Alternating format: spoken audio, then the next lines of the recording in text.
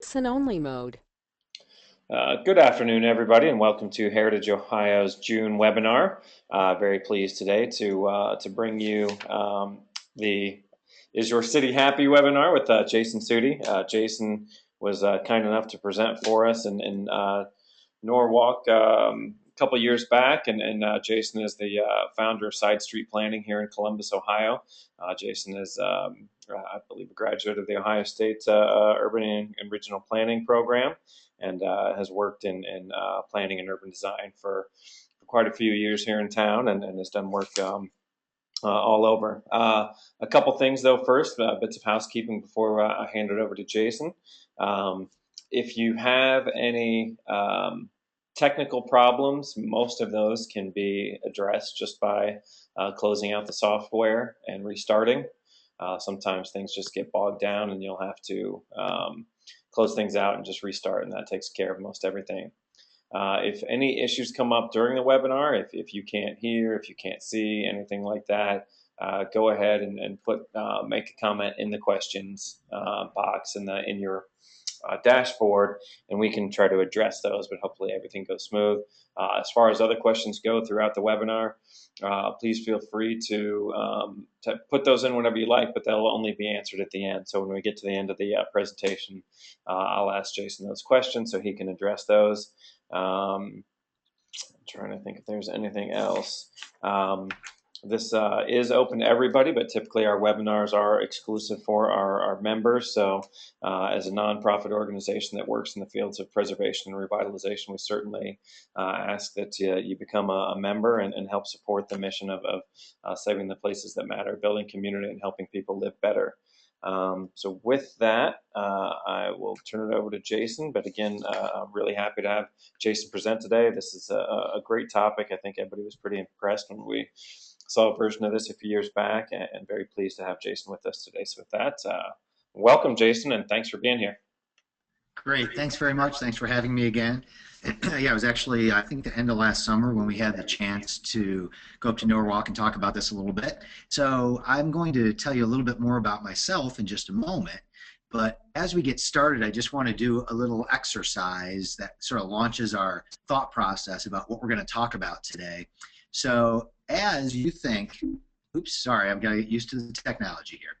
So I'm just going to clear this slide as you should clear your minds for just a second. Now this is going to be a little weird since I can't get any visual or audio feedback from you, so hopefully you're all playing along with me out there at your own screens. But what I'm going to ask you to do real quickly is just relax, and if you want to close your eyes, if you just want to stare off into the wall, the window, whatever it is, think about something from your childhood that was a happy memory. A very happy memory, something that you did when you were outside. So I'll give you a second here of quiet just to conjure that up. Now that you have something in mind, just think about all the details of that experience that you had. A happy memory outside in the world when you were a kid. And I'm going to be quiet for just a few seconds here while you think about some of those specific details.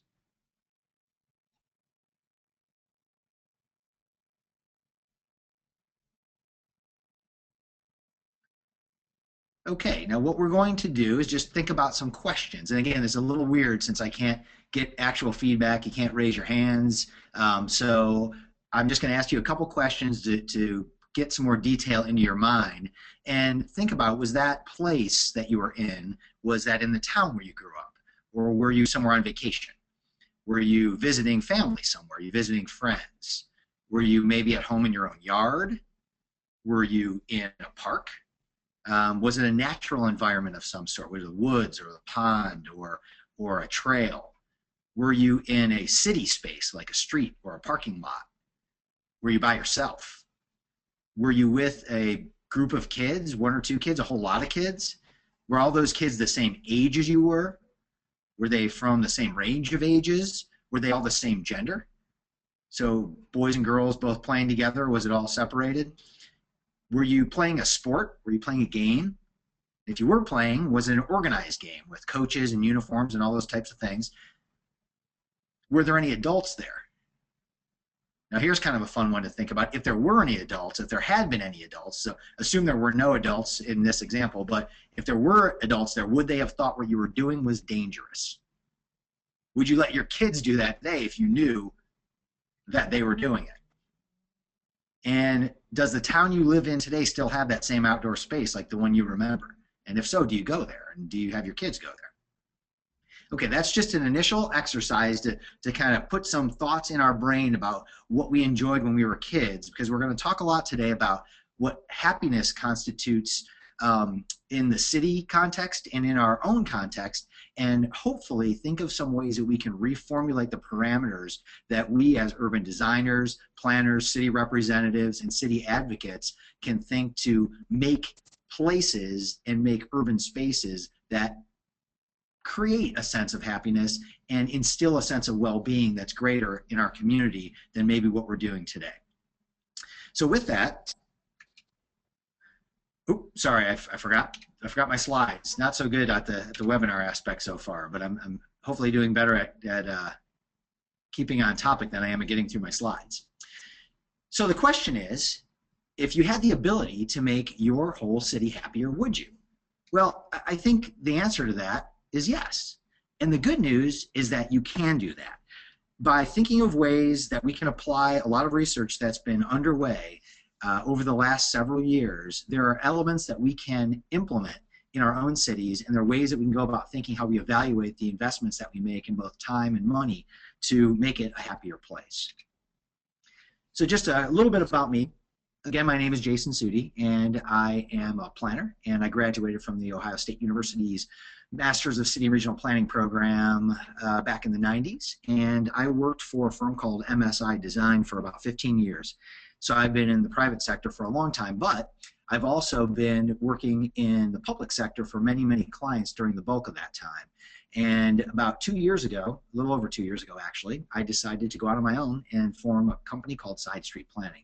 It's been really a rewarding experience, and I have the pleasure of working in all kinds of communities, those who are very impoverished and communities that are quite wealthy and everything in between, in very large urban communities and near urban communities out to very suburban places. So I've had the opportunity to work with a wide range of municipalities, and I continue to do that, and that's the passion that drives me through my job. So let's talk about some of the projects I've had the opportunity to be involved with. Just real quickly, I don't want to bore you with a bunch of project talk. I just want to point out some elements about 2 quick projects that I worked at my previous firm, MSI, that gave me a chance to see how some of these elements that I maybe didn't anticipate being so important actually became vitally important as we worked through what was creating happiness and activity and use in these great public spaces. So one thing is that it's difficult now to create a great gathering space for a civic use that also relates to the individual. And that's what we've tried to do in these couple projects, and what I try to do when I think about these spaces, that you need a variety of things. You need activity space and reflective space. The other element that's so important in today's society that's hard to achieve is this notion of social equity. And we're going to talk about the way the world sort of shifted over the last 50, 70 years and why that becomes more difficult today as we go through this presentation. But one of the things to think about is, you know, we don't have as many places where we all gather together, irrespective of how much property tax we can pay or how much we can afford to live in a certain place. And I think that becomes increasingly important as our cities reinvest in themselves and rethink about the ways that we can be successful going forward. And then we also have to think about that the city as an institution can create a really warm and inviting place and area, and it doesn't have to be institutional in feel, but it can actually create spaces and places that make people happy even though they're not aware that that is what they're trying to understand. So just a couple pictures here to give you an idea of how some of those spaces work, and we're going to talk about this a lot more as we go through this next little while. But what you can see here is this notion that if these spaces are done with with some care in mind, and frankly, at this point, it was a little bit of luck because we weren't exactly sure what we were doing. We were just putting pieces together. But if we can sort of systematize that with a set of principles for creating more happiness, then you can get a real vibrant, used area that also has a great social equity component and drives economic development as well as that social aspect. And that's what we're really trying to combine. Here's a project in Cleveland called Wade Oval, and you can see that there's opportunities to embrace what happens there all year round. And that's important in a place like the city of Cleveland where it's winter time half the year. And I know because I, in fact, did grow up there. You can see the activities that take place in the summer. So let's dive in now with that sort of as the premise of what we're talking about. And I have to tell you, I am going to give you a very brief, what I would consider a generalized history lesson. I also teach at Ohio State, and my claims of brevity may not be true, but I'm going to do a good job today of getting through just a real quick notion of what some ideas are about how cities form and how they evolve into what we're trying to achieve today. So first, I want to start with a very important source of information. I think whenever I'm looking for information about anything, I want to go to the most trustworthy source, and so I always start with Wikipedia, of course. And Wikipedia itself may not always have the right information, but I thought that this little phrase that they had was very useful to talk about where we are right now in this notion of public space. And frankly, that the design is something that we're always evolving, and we're talking about what does this mean to be creating good public space, and more importantly, for today's talk, how do we design it in a way that its role can make us happier and make our communities happier? That's a trick, and today we're not going to necessarily come up with a magic recipe or toolbox of elements that will always work, but what we're hoping to do is set the parameters for a thought process that can lead us to make more successful decisions as we go forward. Oops, beeping again. Sorry, I got to be on the right screen. So here's this very, very brief history lesson. I just want to talk through this notion that was forwarded by a couple of authors. I'm not actually sure if it's John or Jan Gehl and Lars Gemzo from a work called New City Spaces, and that's where I borrowed this nomenclature. And I apologize, I'm in my office downtown and there is a fire truck going by, so hopefully that will go by quickly and it will be memorialized on this recording. Give me 1 second while the siren goes by. Okay, so the first is this notion of a traditional city.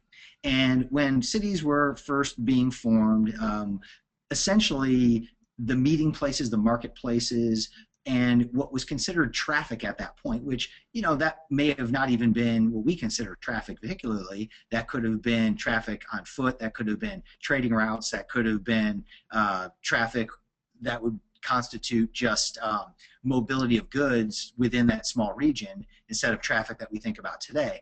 But that traditional city was a bounce. And those of you who have visited traditional cities throughout the world, particularly some of the older cities of Europe, and gone to the city centers, know certainly what we're talking about with the narrow winding streets and the agoras and the marketplaces.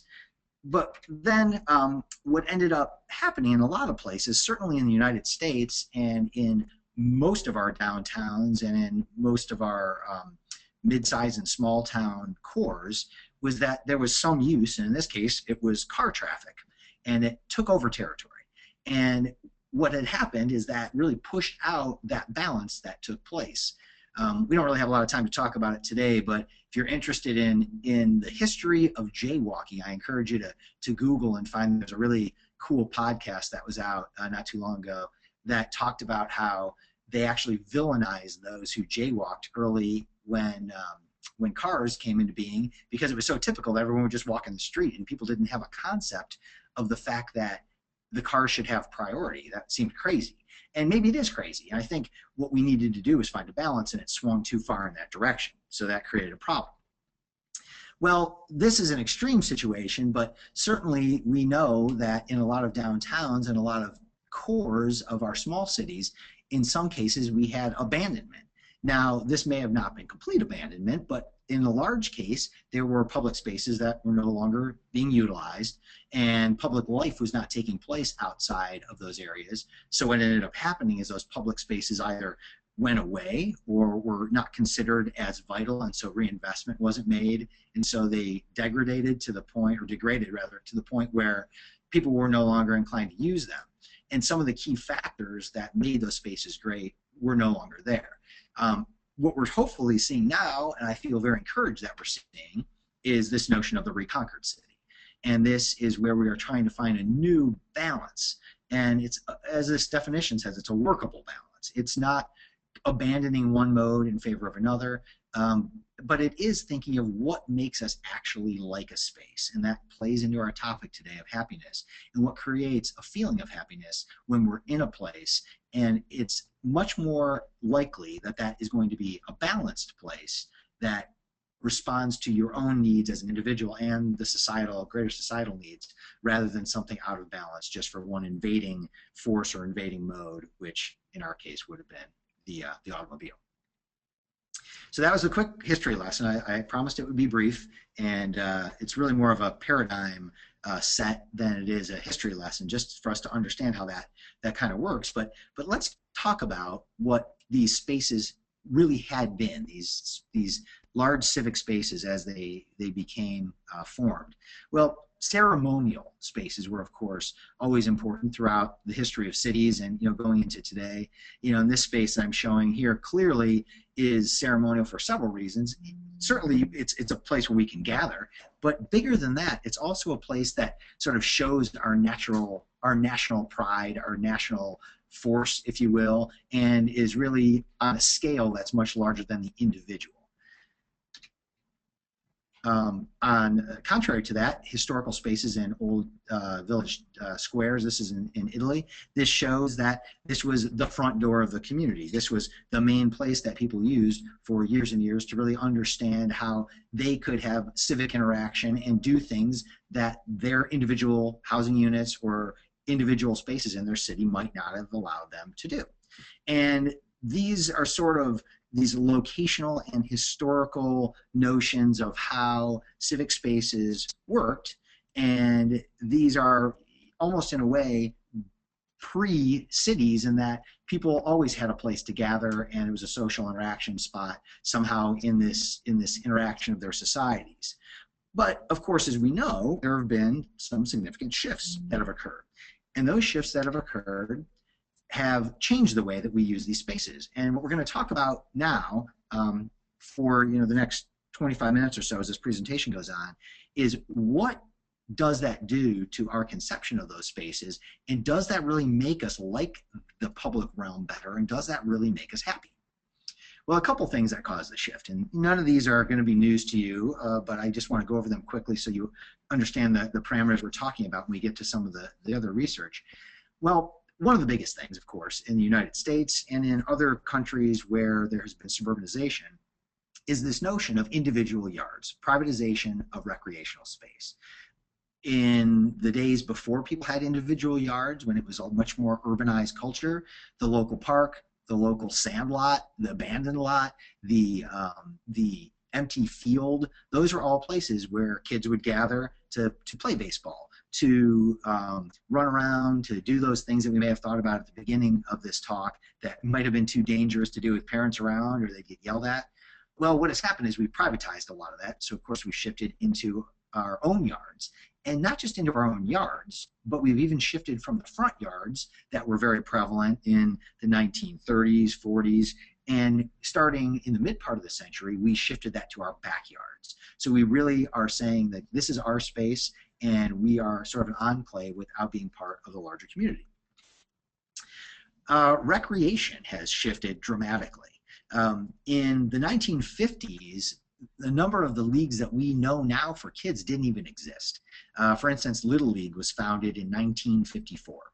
So that began this era of organized sports, and in 1972, it was about 4 million kids in the United States that were playing organized sports.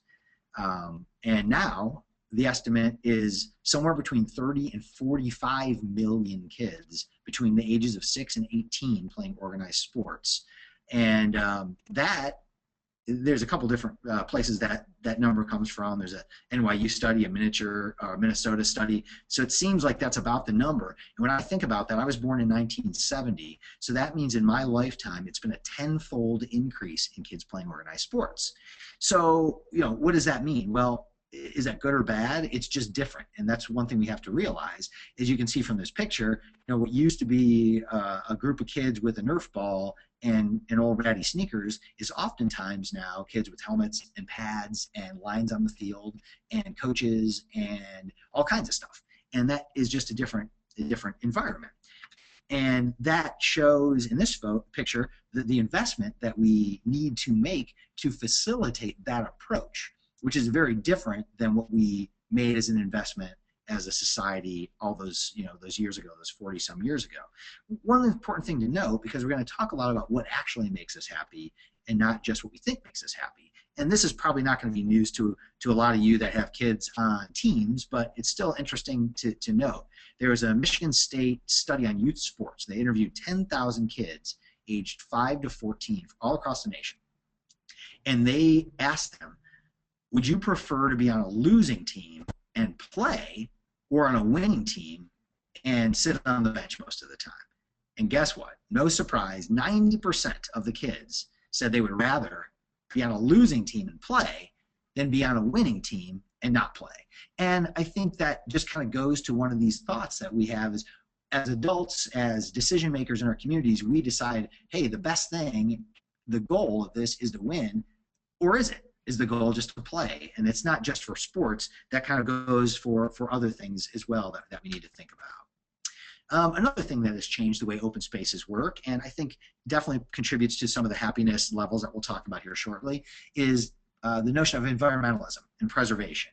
And people are far more interested in preserving the environment and doing things that are interacting with the natural environment.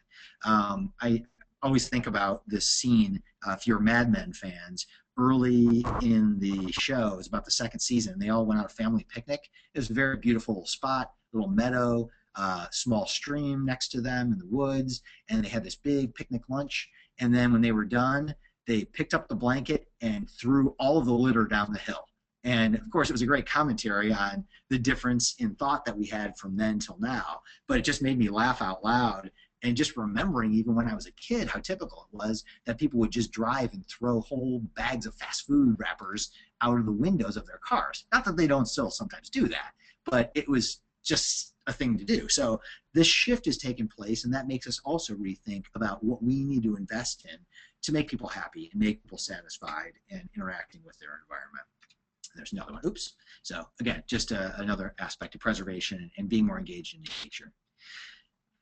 One last comment about the social aspect. Things have just changed a little bit. I love these old photos in that it was so typical, and some communities still do have this, and if you're a community that has a great social core of activities where everybody gets together, that's fantastic, and I do applaud you for being able to maintain that. But it's harder. It's much harder in most communities to have a central space in the town where, hey, everybody's down in the downtown core for all of these events, and this is the parade, and this happens. This is the 4th of July. Of course, we're all going to the town center. It just doesn't typically happen in most communities that way, and so we have to find different ways to compensate for that social interaction that we used to have as just a normal, everyday part of our lives that we didn't have to think about going out to seek, or more importantly, as decision makers, create for those people who are in our communities. Okay, so let's think about, again, just for a second, some of the design elements that are typical within our open spaces, and then what your thoughts were about some of those things that you had making you happy as a kid. One of the things that we think about now is that we need a central town gathering space. Is that good? Is that bad? We don't know. So let's talk about that a little more. There's often the standard cited that we should have a park within 1,200 feet of each residential unit. That the newer movement is maybe it's not as important what the use or amenities are there. Maybe it's just that there is a park there. The thought is that we need to have a lot of recreation fields as well that are active for sports. And so all these things that we kind of think about going forward, let's reevaluate with a paradigm of what is it that actually is going to make us happy. So think about that first exercise you had and the way that you were interacting with the space when you were outside as a kid. And think about whether these things existed. Were you in structured play or were you in unstructured play? The one we already mentioned, were you supervised by parents or were you unsupervised? And were you part of the larger tribe of kids? Did you have any play equipment there? Did you feel safe? Was it integrated into part of your neighborhood? Was it easy to access? Was it an easy place you could get to? And then were there just fun things there that you can't even specifically note? Or maybe you can note now, but you didn't realize back then. I think about a place we used to go to a pond when I was a kid all the time, and at the time, the reason we thought it was so cool was because there were turtles on this little tiny island in the middle that we couldn't get to. We thought that was the greatest thing ever. And if you asked me back then why I liked it, I would have told you because of those turtles. And then one of our friends' older brothers, or older cousins rather, came into town, and they just waded right through the water and grabbed the turtles. We couldn't believe it. We thought this was an impossible moat to cross. They brought the turtles back. And you know what? The turtles were pretty cool for about half a day. But in reality, we kept going back to that pond, and there were intangible things we didn't know. And it was really more the camaraderie and the ability to hang around all day with a bunch of kids being unsupervised and just having a great time. Okay, so with all those things in mind, let's start to move into this notion of happiness. Now, this seems like a very soft subject. How do you measure happiness, right? Well, a lot of scientists have gotten very interested in this, and serious scientists. Folks from the leading psychological organizations and schools across the world, and we'll talk about some of them today. But what had been kind of a squishy or soft concept is now starting to change to get to be more specific and measurable with hard data. And there's this notion of subjective well-being, and that's the sort of the nickname that the experts have given to this notion of happiness. And there are scientific studies now being done, and we're not going to get into all the nuances of how those work. I encourage you to easily find this stuff online if you Google around. But what we just want to talk about today is the notion that there is this entire world database of happiness that creates these rankings, and there are a number of scientists doing related studies. This map shows that different communities, different entire countries have different aggregate levels of what they measure as happiness. Now, of course, there are a lot of factors that go into this. Economic well-being, societal unrest certainly creates large problems. The ability to sort of have control over one's own life and in a variety of fashion without being subjected to all kinds of terrible things, those all play into it. But the notion is that governments are now using this and becoming very interested in how this can be used to measure what their public policy is all about from a larger scale perspective. So it's individual level, it's community level, and it's entire nation level.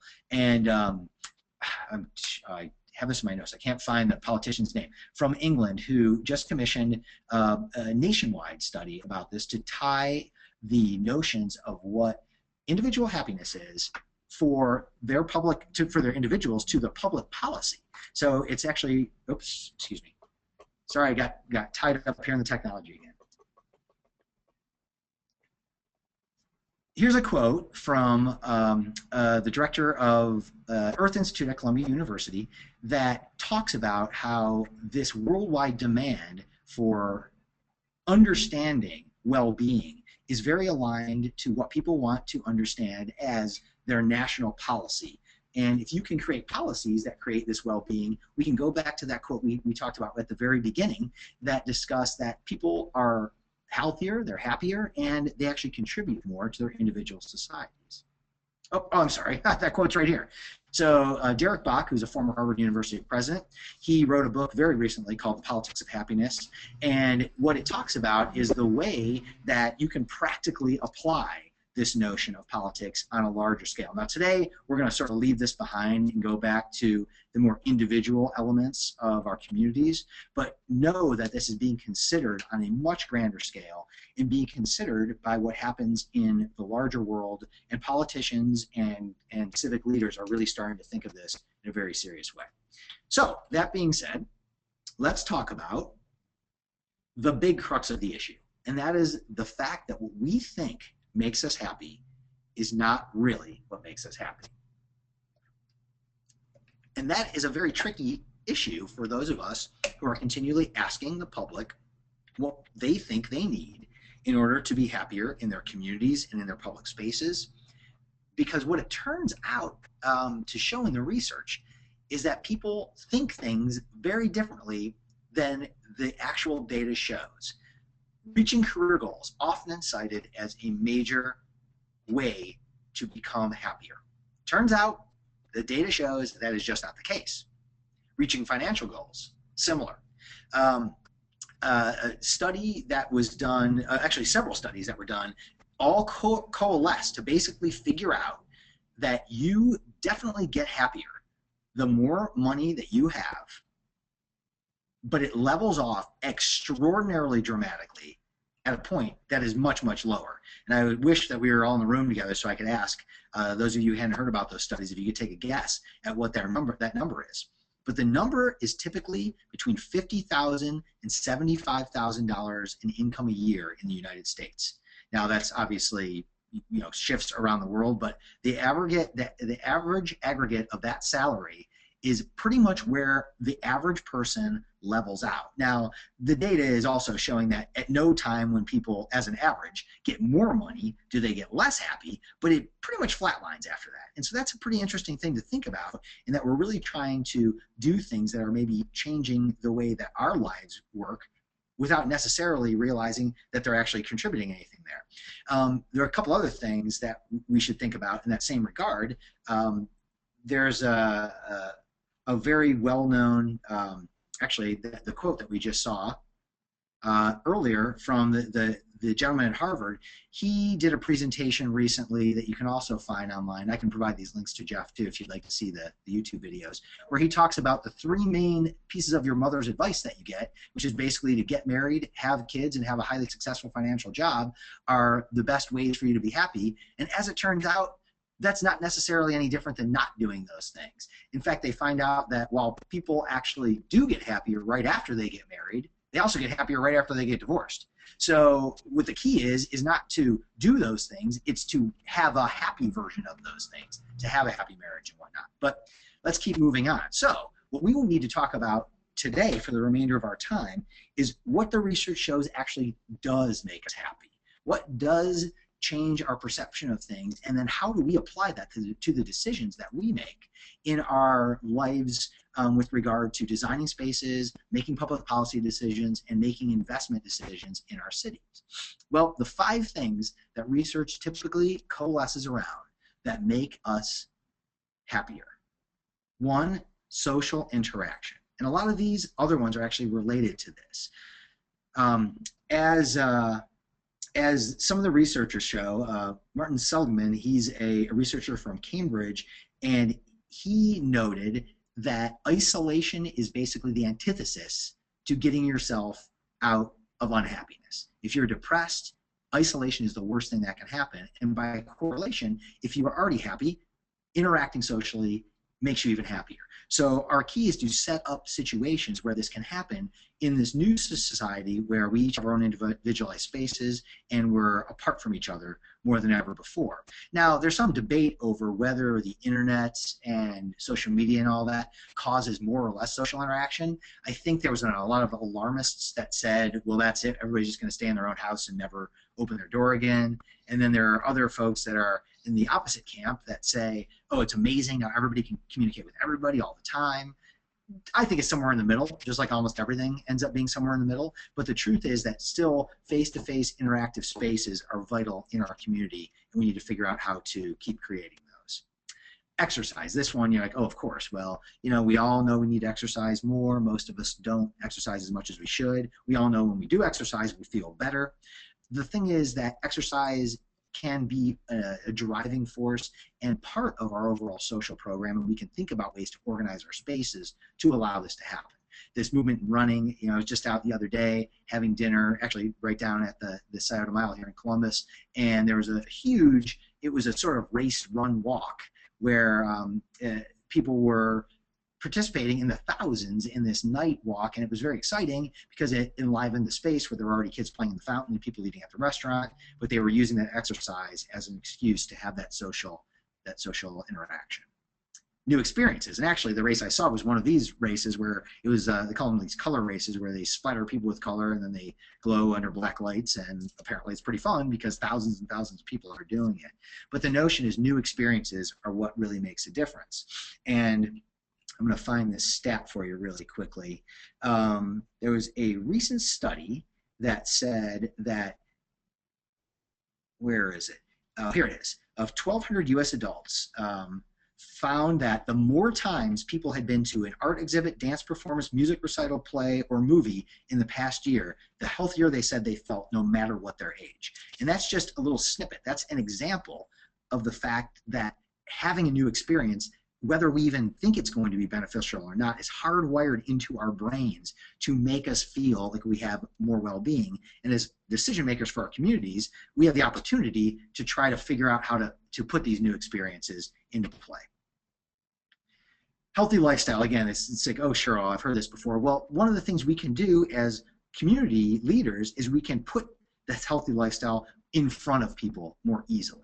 We can bring this in front of them so that they can actually understand how to succeed and how to live this lifestyle in a way that isn't a conflict with their ordinary life. Sure, this way that's shown in this photo of a farmer's market is the easiest way to do that, but it's also one of the most successful. But if there are other ways that we can get people to participate in our public spaces in that way, it's highly beneficial.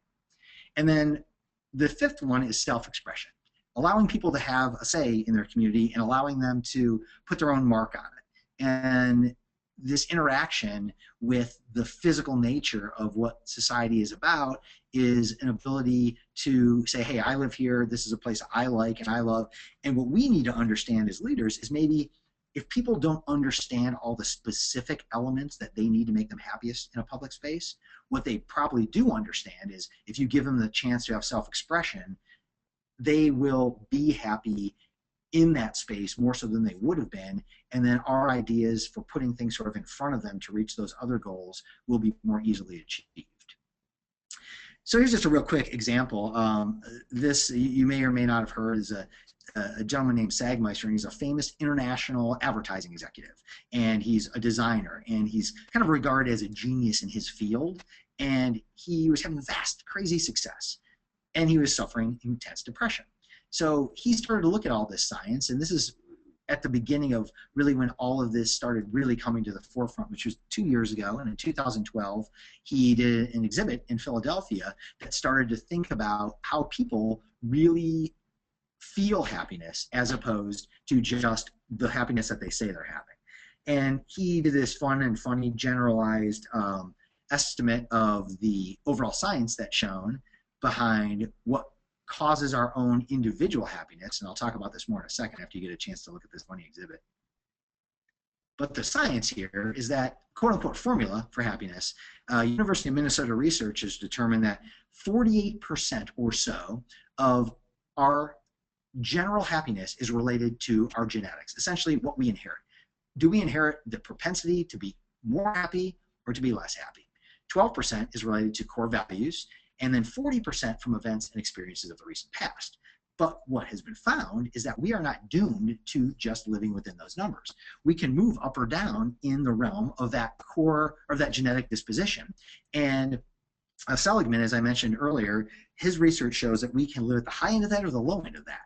He's also been working directly with the U.S. Army and training over 1 million of their soldiers through, not personally, but through a system where he is implementing what we'll talk about next, which is a notion called PERMA.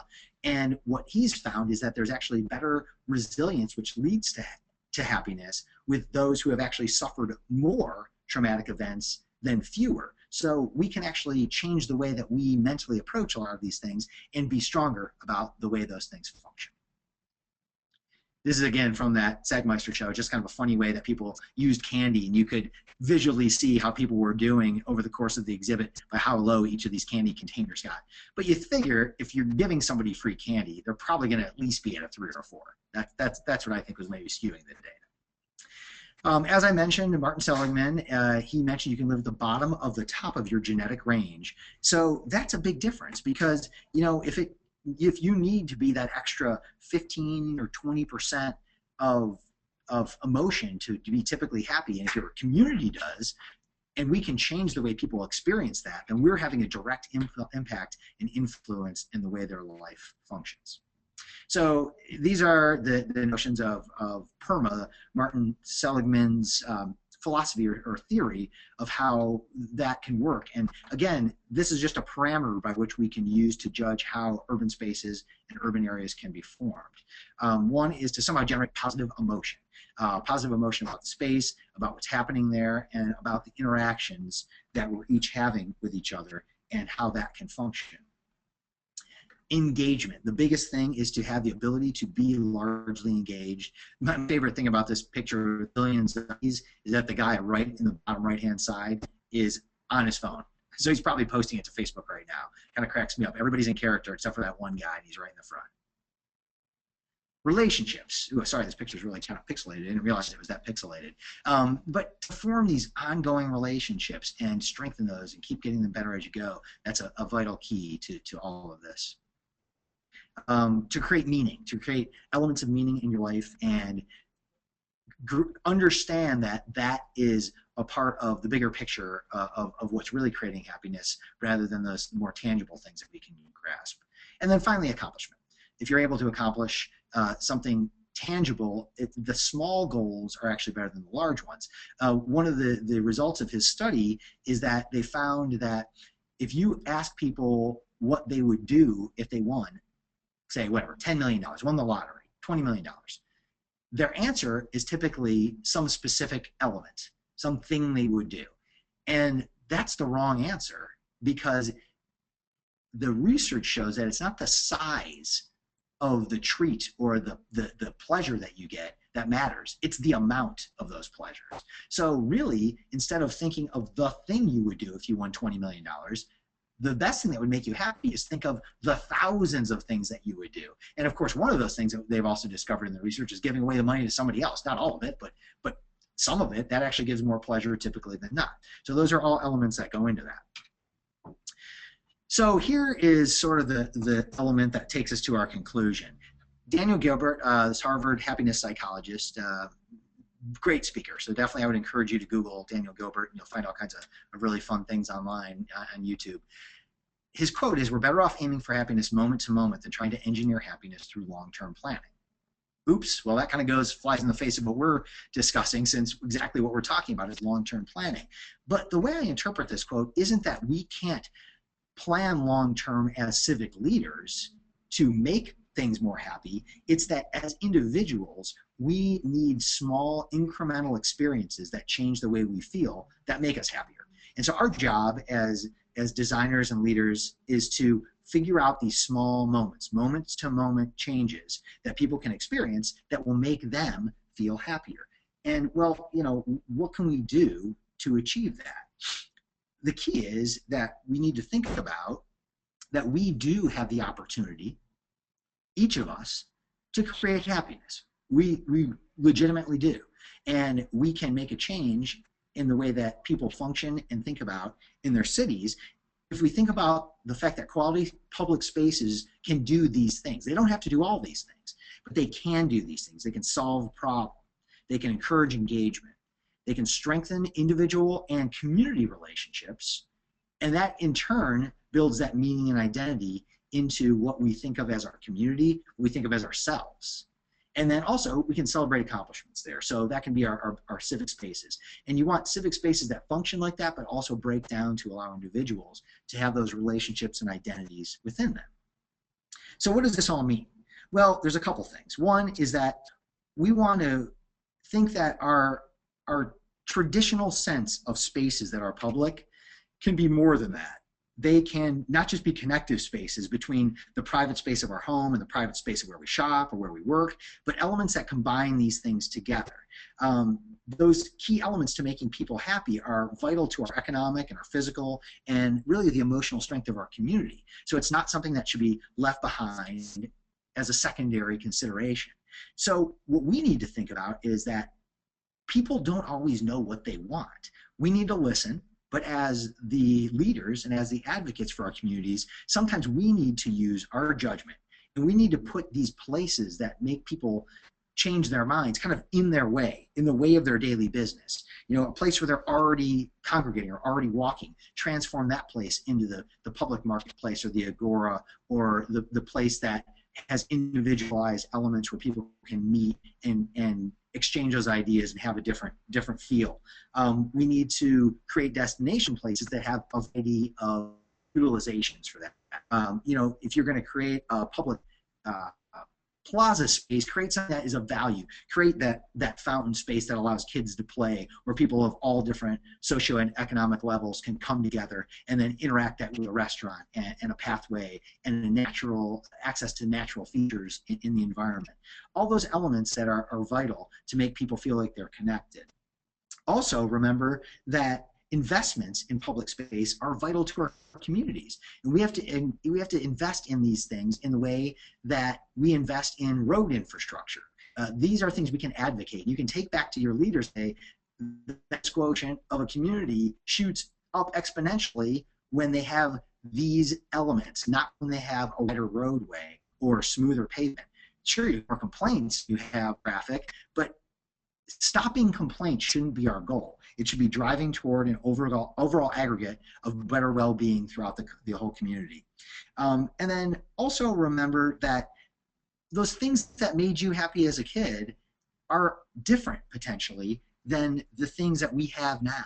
And so as a community, maybe we need to accommodate things like focused recreation, and we need to accommodate things like natural preservation, all those elements. But we need to do them in the context of those principles that allow us to create that heightened level of happiness and that feeling of well-being that can expand not beyond just our individual lives, but to our communities, and then in the big picture, really to our countries as a whole. So with that, I'm going to open it up for some questions. I appreciate you listening. I do apologize if I got off track at any point. It's really hard to not have any of your physical or vocal reactions, but I do appreciate you listening, and I'm eager to answer any questions that you have. Great. Thanks so much, Mark. And I promise my eyes were closed here. Not for the whole presentation, just the portion where you were asking us to imagine, okay? Excellent. Great. Great. Yeah, please, anybody in the audience, please feel free to go ahead and take the chance to ask some questions now over there in the dashboard, and I will read those off to Jason. And Jason will just take a few minutes here to have some come in, but I already got one comment. Thank you for a great presentation, so that's good.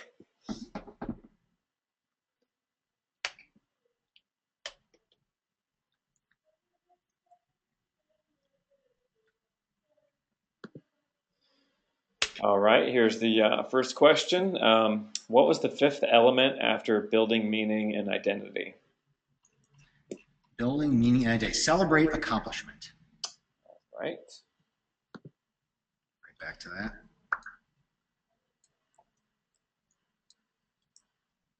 There we go. That's an easy question. I like these multiple choice questions. That's good. This one will maybe a little tougher. We always seem to have metrics for physical improvements. Are there any good measures for happiness that cities can employ? That's a great question. I was not able to find any yet, but I think that's on the way. There is, I'll have to, shoot, I had it down here. I actually have it pre-ordered. I have to go into my Amazon to find what it is. There's actually a book that's coming out this autumn that indicates there's a relationship between happiness and civic space, research and those types of things. But unfortunately, they only have like 2 pages on Amazon that you can preview. So I have no idea what the research in there has been assembled. But that's a great question. I think it's on its way. This notion of the science of happiness is trickling down now to a more individualized level, and it's trickling out of academia into more practical use. So I'm hoping that 2 years from now, I can have a whole supplement to this presentation that talks about those metrics and how they actually apply. Great. And a book that I've probably bothered everybody about, but The Happy City that came out last year was a really great read on the subject. It is a great read, too. I'll have to find the name of that other one. I can't recall what it is right now. All right, next question. How do we overcome the idea that metrics are essential when speaking with policymakers because happiness and well-being are less measurable, but just as important? Well, I guess my hypothesis is that it's harder to get over the fact that metrics are important rather than actually just find metrics that can help us with our argument. And you may disagree, but I agree with you that folks want something that's more concrete, that is some sort of measurable, at least so that they can not get blamed if things go wrong. So I do believe that we're going to find, once these metrics exist, that that's going to help support some of these elements. And it's not going to be just, well, we asked 35 people and most of them wanted this certain thing. We can say certain people wanted this thing, and we also have found that these certain elements typically contribute to these specific metrics that are measurable, and we can combine those together. So ideally have sort of a hard and soft together to make a more convincing argument in the future.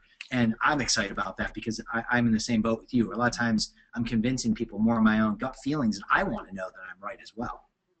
Right, I think that makes a lot of sense. I mean, if you look at other examples, whether it's when you create a historic district or improve park space, property values go up. So, I mean, in that sense, that here's something that's maybe a little less tangible in kind of a park, but the fact that it does have sort of a tangible impact in terms of real estate values. Or another example I always think is a good one is, farmers markets, if you look purely at the numbers, shouldn't make sense. They're inconvenient. They're probably, overpriced compared to going to grocery. Yet every single one of them is really popular and add a lot to a community.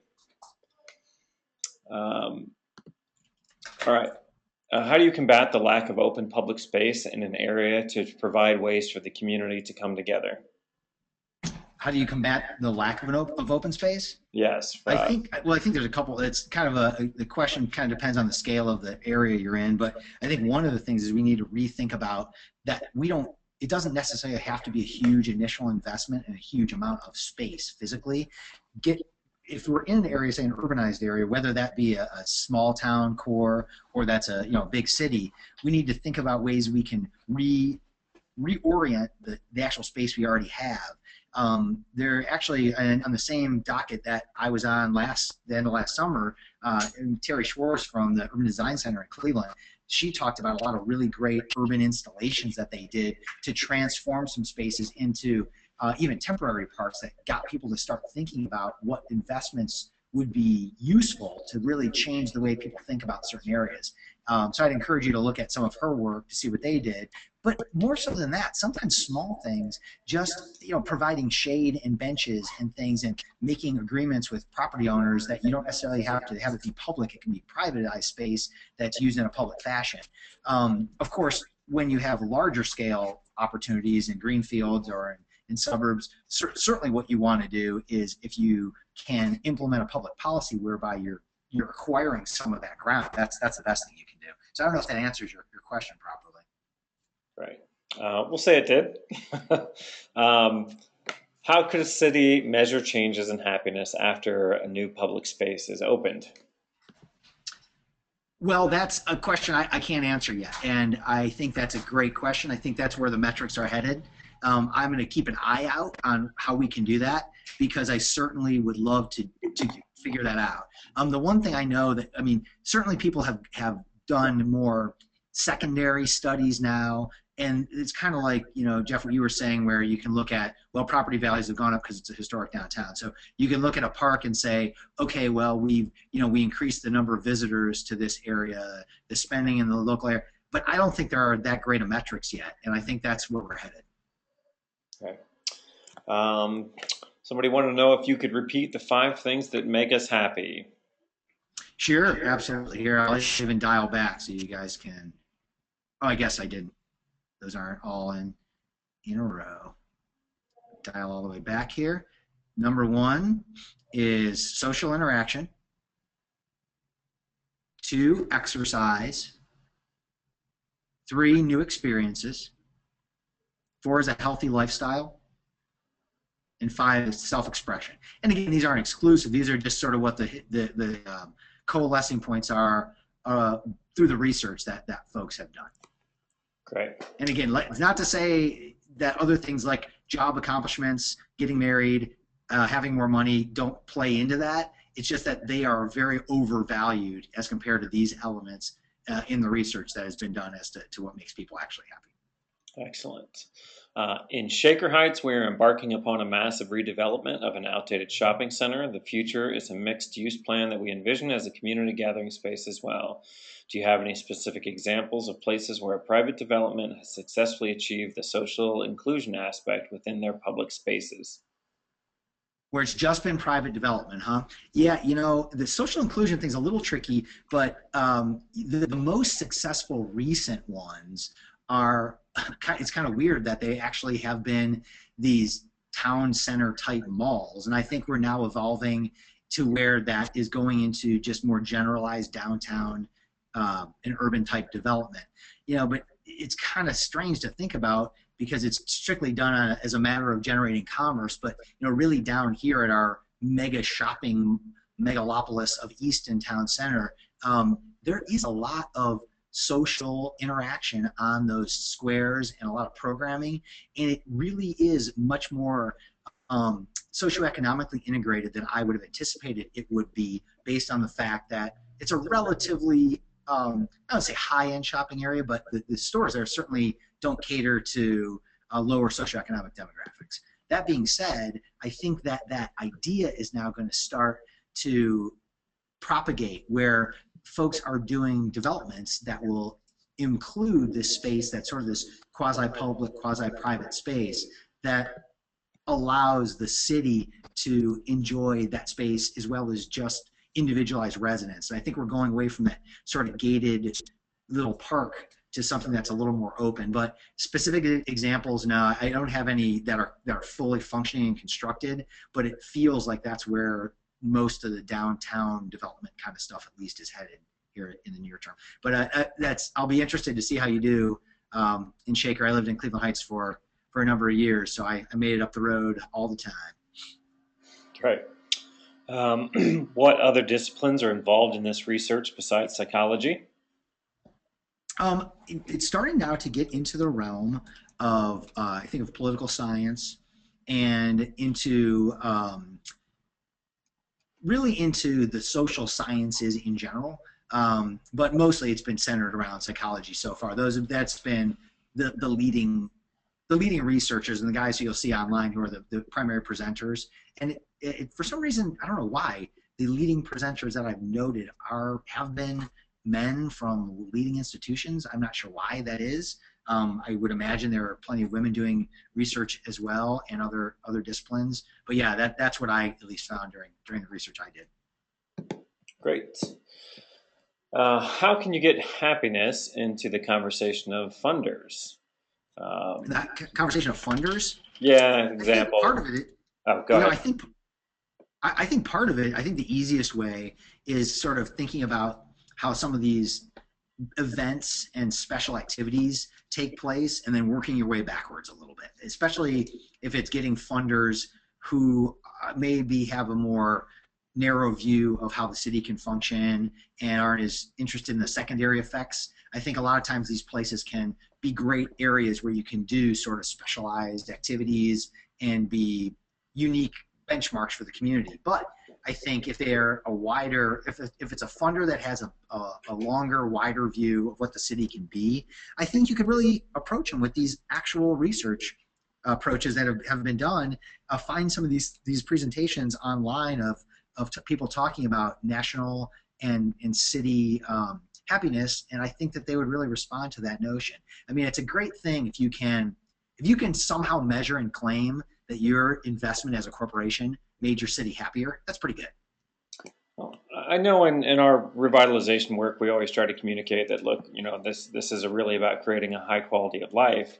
And if if you make people happy, if you improve their lives, well, you know, business owners are people too. People with, that making financial decisions are people too. And if you make your community a great place to live, if the people there are happy, well, others are going to flock to them. Others are going to want Yeah. to remain there. Other people are going to want to move there. So, while it may be the term happiness, don't forget that, what makes people happy also makes them spend money and attracts investment. Yeah, I think you're right on. I think what I've found, just as a kind of a interesting practical side note, is I've been involved here. I'm on Gay Street in downtown Columbus, and a number of us, mostly Walker Evans from Columbus Underground, started a Moonlight Market. And there's a real interesting thing in that there are some vendors and shop owners that are really concerned with how much more traffic and how much more business they've gotten on those certain days, which they have. But there's a real sense from most people, it's just a cool thing where we're transforming the way people think about this part of downtown. And it's so exciting to just have people here and interacting with each other on a social level once a month for this market. So I think that you will have people at both levels, and this year it did get more funding from those more civic-minded funders that were willing to contribute to provide street performers and some other elements and amenities that we have for the market. Great. Quick question. Didn't catch the last name/study of Kendra you just mentioned. So there was a study or somebody that was done by Kendra that you mentioned. They were looking for more. Oh yeah, that was early on. Hold on, let me pull the exact names for you. Oh wait a minute, maybe not. I'm not sure which one that was. Look through notes. I'm not sure which one that was. What did it refer to? Doesn't really. Let's see. It just says didn't catch the last name/study of Kendra. He just mentioned. Unless they meant PERMA, that was Martin Seligman. Oh, that must be it. Seligman.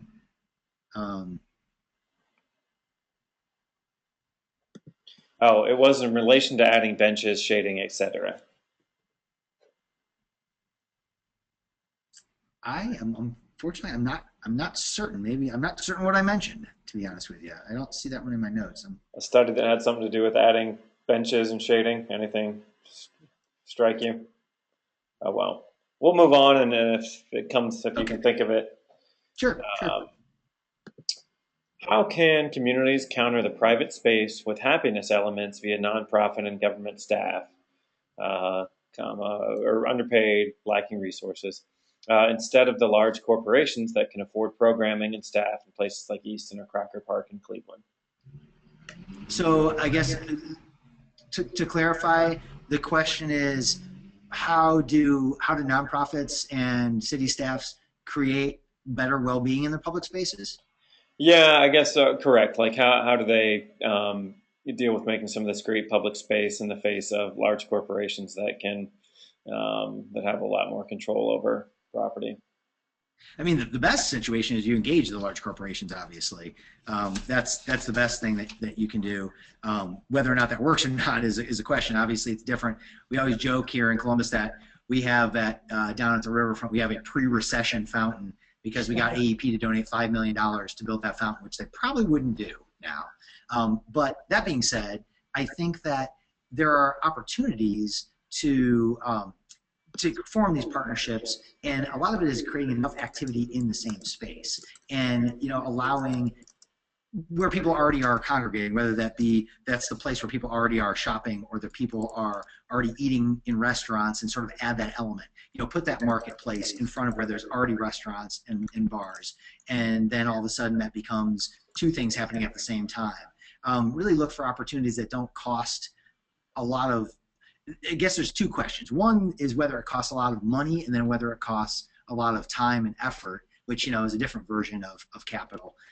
But if you don't have either of those things, yeah, I mean it's going to be reprioritizing what your efforts are. I guess the notion is if the best thing that you can do is create happiness and well-being in your estimation, then that reprioritizes the financial and time investment. Whereas if you don't think those are the top elements, and it's understandable if there are other things that are competing, then maybe that does take a back burner, and you have to look for that partnership of funding from a larger corporation or something like that. Great. What are some small or low cost steps communities, especially those led by skeptical folks who are difficult to convince in the absence of metrics, can take to begin to establish positive momentum and track record to start the ball rolling?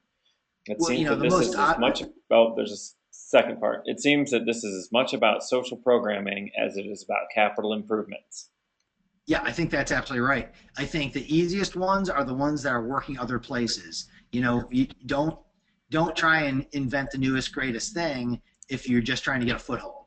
And so, yeah, it may seem like, oh, well, everybody's doing it. Well, if everybody's doing it because it's working, then it's probably a good thing. So right now, like, as was mentioned, farmers markets are going crazy.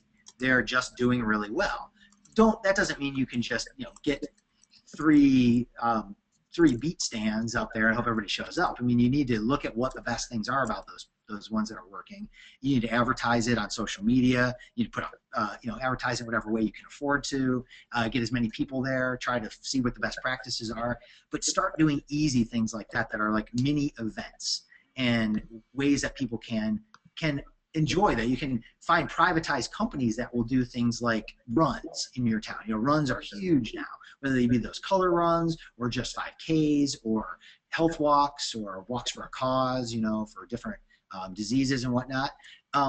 Yeah, maybe they make a little profit out of using your city streets to do that, but that's maybe worth it for you in order to have an event that brings people to a part of town that hasn't been there before. So, I mean, I would encourage you to start with sort of that little bit of an event approach and then see sort of what sticks and say, wow, people really loved coming down to this area, this little park or this little plaza, and I noticed everybody was sitting on the ground. Everybody got done with their walk and they all went and they got ice cream and they were sitting on the ground. So what can we do to make this a place where people would get ice cream and then they would do something else? And that's how you start to convince your decision makers. We need some playground equipment here. We need some benches. We need some shade. We need all these little things. And I don't think it has to be everything at once. It can be incremental to just get people convinced that that's a place where people want to be. Excellent. And the last one is a bit of comic relief, but the suggestion that you may consider presenting with Pharrell Williams from here on out. That would be a great idea. I've invited him. He keeps turning me down. I'll see. Well, you guys can't see as I'm wearing that giant hat. I'm wearing his hat right now. Well, Jason, I can't thank you enough for a really great presentation. I think it's a fascinating subject that we should all do a better job of paying attention to how it incorporates into our work in planning, preservation, or revitalization, and really ties into our lives much more intimately than I sometimes think we realize. So, I want to say, I appreciate. I'm not known as I wouldn't say I'm the least cynical guy out there. So the fact that this really, I find there's a lot of significance here. I think that it really does hold some true water. And when we're gonna get the metrics, I think we're gonna find out it's even more valuable going forward. Great. Well, thank you for your time and this presentation. And to remind everybody that Side Street Planning is a great firm here based in Columbus. So don't forget them when you go out looking for somebody to work on a project in your town. So Jason, thanks very much once again. Thanks. I appreciate it.